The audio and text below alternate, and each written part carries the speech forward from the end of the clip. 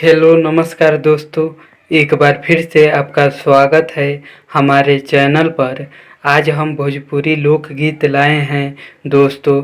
जीजा साली का मैटर है, फुल और फ्री सॉन्ग है। जिस ट्रैक का नाम है लॉकडाउन में लूडो, रितेश पांडे का ट्रैक है दोस्तों।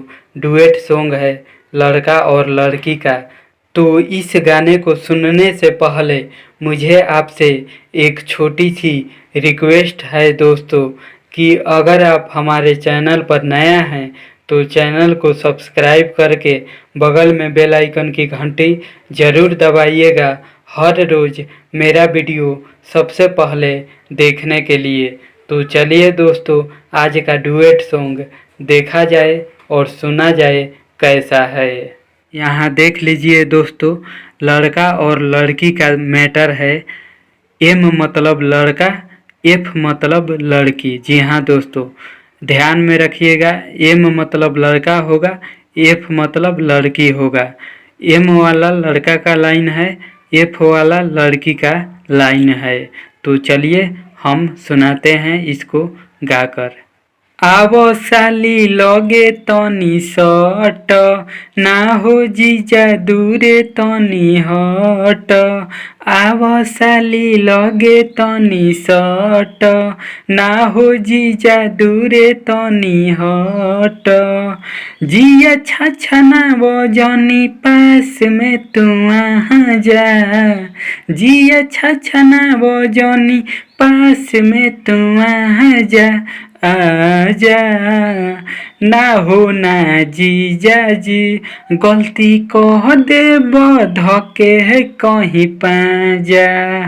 ना हो ना जीजा जी, गलती कह देब धके है कहीं पाजा। काहे हमरो एको ना सुनेलु सवाल, जन जाई दीदिया जीजा होई बवाल। काहे हमरो एको ना सुनेलु सवाल, जन जाई दीदिया जीजा होई बवाल। मन दुख कके ऐसे दूरे दूरे ना जा, मन दुख कके ऐसे दूरे दूरे ना जा, ना जा। ना हो ना जीजा जी, गलती कह देब धके कहीं पाजा। ना हो ना जीजा जी, गलती कह देब धके कहीं पाजा। दे दो ना एगो किस, ना होई कम हो, दोसरा के सोनी धन जीजा होई हम हो।